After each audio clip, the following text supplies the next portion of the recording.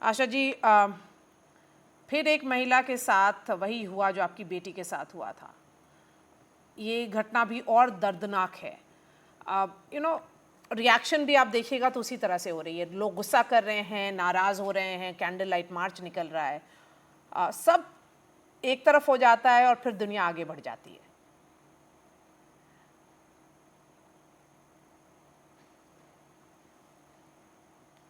अभी जो घटना हुई है या जो हालात आज 5 दिन बाद देखने को मिल रहे हैं, तो ये क्या है?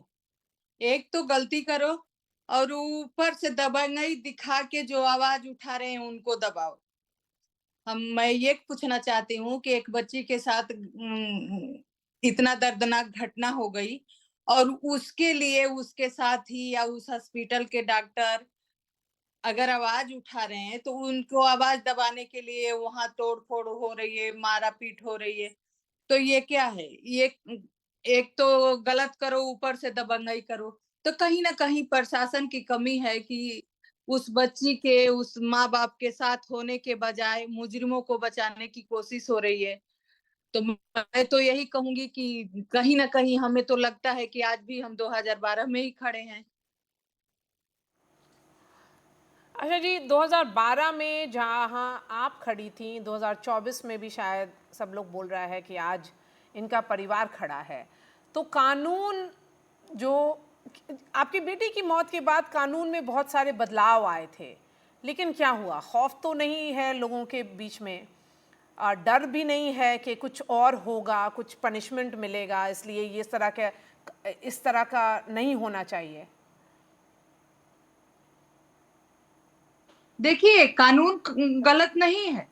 कानून जहाँ भी जो भी है, अगर उसके हिसाब से भी सजा दी जाए तो ऑलरेडी कानून है कि नहीं। जिस किसी के भी साथ गलत होता है उसको बर्बरता के साथ मारा जाता है तो वो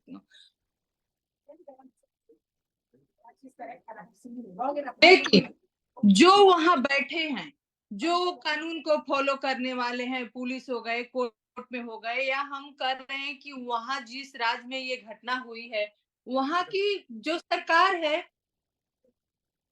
उनमें कमी है, क्योंकि जब तक हम मुजरिमों को सजा नहीं देंगे, उनको उनके क्या किए हैं उनको वो दर्पण दिखाया नहीं जाएगा, तब तक हम क्या कर सकते हैं। लेकिन यहाँ तो हम देख रहे हैं कि उस बच्ची के साथ घटना हुई, अगर उसके लिए कोई आवाज उठा रहा है तो उसी की दबाने की कोशिश हो रही है।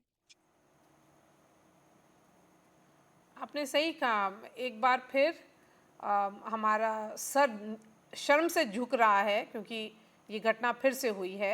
अ, और ये घटनाएं होती रह रही हैं। ऐसा क्यों हो रहा है?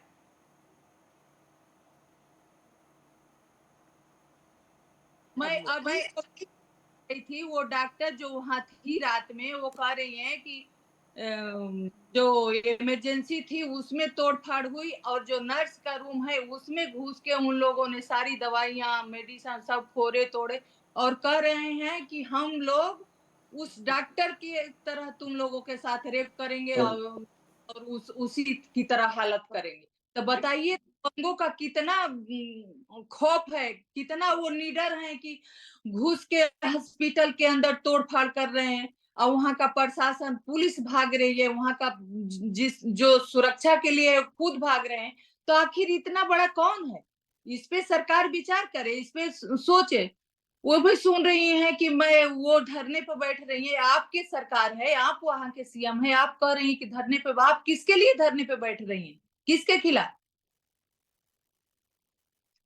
तो तकलीफ तो बहुत है मैडम, लेकिन अब हार के घर में बैठ जाते हैं। उस टाइम भी यही हो रहा था, अभी भी यही हो रहा है। बहुत तकलीफ होती है, जिसका बच्चा जाता है वही जानता है। आज भी हम 12 साल बाद उसी चीज से जूझ रहे हैं, बहुत दुख की बात है। लेकिन आज भी वही पॉलिटिक्स हो रही है, उन पे थोप रहे हैं, उन पे थोप रहे हैं। अरे प्रदर्शन के बजाय, धरना के बजाय आप जांच करवाइए, उन जितने उसमें मुजरिम हैं उनको पकड़िए, उनको सजा दिलवाइए। एक नज़ीर पेश करिए कि नहीं, हाँ, एक महिला के साथ कुछ होता है तो हम जहाँ भी हैं, जहाँ की सरकार है, स्टेट सरकार है, हम उनके लिए खड़े हैं। कल 15 अगस्त था, दुनिया स्वतंत्रता दिवस मनाई। जाके पूछिए उस परिवार से कि उस परिवार पे क्या गुजर रही है, वो किस लिए क्या स्वतंत्रता मनाएगा कि जिसकी बच्ची पढ़ लिख के डॉक्टर बन गई थी, ट्रेनिंग कर रही थी, उस बच्ची को मार दिया गया। उसके लिए क्या मायने रखता है स्वतंत्रता दिवस और आजादी? आशा देवी जी, हमसे बात करने के लिए शुक्रिया। Thank you so much for joining us.